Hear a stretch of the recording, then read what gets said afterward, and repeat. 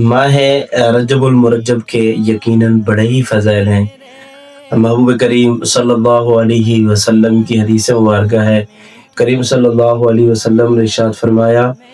ماہ رجب کا ایک دن کا یعنی ماہ رجب کے پہلے دن کا روزہ 3 سال کے گناہوں کا کفارہ ہے، اور دوسرے دن کا روزہ 2 سال کے گناہوں کا کفارہ ہے، اور تیسرے دن کا روزہ 1 سال کے گناہوں کا کفارہ ہے۔ پھر ماہ رجب کا ہر دن کا روزہ 1 مہینے کے گناہوں کا کفارہ ہے۔ خود مدینے والے آقا صلی اللہ تعالی علیہ وسلم نے ارشاد فرمایا، ماہ رجب اللہ کا مہینہ ہے، ماہ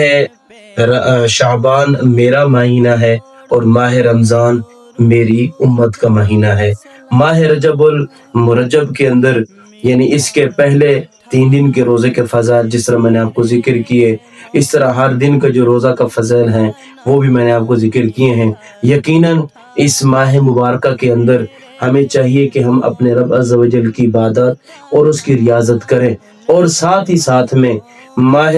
رجب المرجب کے اندر ایک ایسی رات بھی آتی ہے جس کو ہم شب معراج کہتے ہیں، جس رات مدینے والے آقا صلی اللہ تعالی علیہ وسلم معراج کے اوپر تشریف لے کر گئے، اور اس رات کو آقا صلی اللہ علیہ وسلم کو اللہ تبارک و تعالی نے نماز جیسے نعمت کے تحفے کے طور پر بھی نوازا۔ اللہ تعالی نے ہمیں نماز عطا کی، یہ تحفہ دیا اللہ تعالی نے اپنے محبوب کو، جو ہم پر نماز فرض ہوئی۔ تو ماہ رجب المرجب کا مہینہ کی آمد ہے، یعنی 3 سے 4 دن بعد ہمارے درمیان ماہ رجب کے مہینے کی آمد ہو چکی ہوگی۔ تو ماہ رجب کا جب چاند نظر آئے، ہمیں سے ہر شخص کو، ہمیں سے ہر بھائی کو اور دوست کو چاہیے کہ ہم اس کے ہر دن کا روزہ رکھیں۔ پہلے تو کوشش کریں کہ پورے ماہ رجب کے روزے رکھیں، کیونکہ یہ اللہ کا مہینہ ہے، اور اگر ہم پورے مہینے کے نہیں رکھ سکتے تو کم از کم پہلے دن کا، دوسرے تیسرے دن کا روزہ ضرور رکھیں، کیونکہ بڑا کسی نے خوبصورت بات کہی ہے،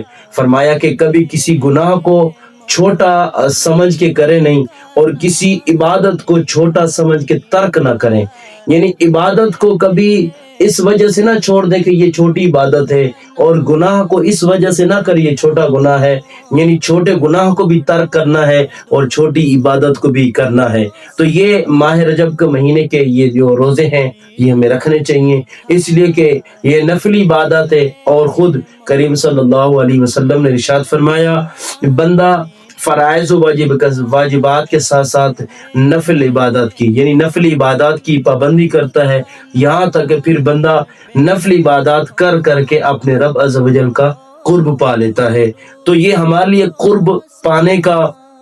اپنے رب عز و جل کے قریب ہونے کا ایک ذریعہ ہے۔ ہمیں چاہیے کہ ہمیں سے ہر شخص ماہ رجب المرجب کے روزے رکھے، اور پھر خود آپ اس بات کو جانتے ہیں کہ مدینے والے آقا صلی اللہ تعالی علیہ وسلم نے ارشاد فرمایا کہ جب تم میں سے کوئی شخص روزہ رکھتا ہے تو اس کے جسم کا ہر عضو، یعنی اس جسم کا ہر اعضاء، ہاتھ ہیں، پاؤں ہیں، اس کی زبان ہے، آنکھ ہیں، اس کے بازو ہیں، وہ اس کے لیے دعائیں مغفرت کرتے ہیں۔ بعض روایت کے اندر یہ بھی ہے کہ دریا میں رہنے والی مچھلیاں بھی روزے دار کے لیے یہ دعائیں مغفرت کرتی ہیں۔ تو ہمارے لیے دعائیں مغفرت کا ایک ذریعہ، ایک سبب ہے۔ پتہ نہیں وہ کون سا ایسا عمل ہے کہ ہم کریں اور ہمارا رب ہم سے راضی ہو جائے، اور اگر ہمارا رب ہم سے راضی ہو گیا تو ہماری دنیا بھی سنور جائے گی اور ہماری آخرت بھی سنور جائے گی۔ لیکن اگر ہم اس وجہ سے نہ کریں کہ بھئی یار یہ تو مستحب عمل ہے، کر لیں گے تو ٹھیک ہے، نہیں کریں گے تو ٹھیک ہے، میں بھی آپ سے یہ کہتا ہوں کہ کر لیں گے تو ٹھیک ہے، نہیں کریں گے تو تب بھی ٹھیک ہے، لیکن کر لینا زیادہ بہتر ہے، اس لیے کہ کریم نے فرمایا کہ ماہ رجب اللہ کا مہینہ ہے، ماہ شعبان میرا اور ماہ رمضان میری امت کا مہینہ ہے۔ تو جس کو رب فرمایا کہ یہ میرا مہینہ ہے، پھر بتائیں جو وہ شخص اس ماہ مبارکہ کے اندر اپنے رب کی عبادت کرے گا، اپنے رب کی ریاضت کرے گا، اللہ پاک پھر اس بندے کو کتنا اجر و ثواب عطا فرمائے گا۔ تو آپ میں سے ہر ایک دوست کو چاہیے، جہاں تک مجھے سن رہے ہیں، جن جن دوستوں تک یہ میری آواز پہنچ رہی ہے، میں ان تمام دوستوں سے یہی بات عرض کروں گا کہ ماہ رجب کے پہلا، دوسرا اور تیسرے دن کا روزہ ضرور رکھیں۔ اللہ پاک مجھے، آپ کو، ہم سب کو عمل پیرا ہونے کی توفیق عطا فرمائے۔ محمد کا نام میٹھا میٹھا ہے، میرے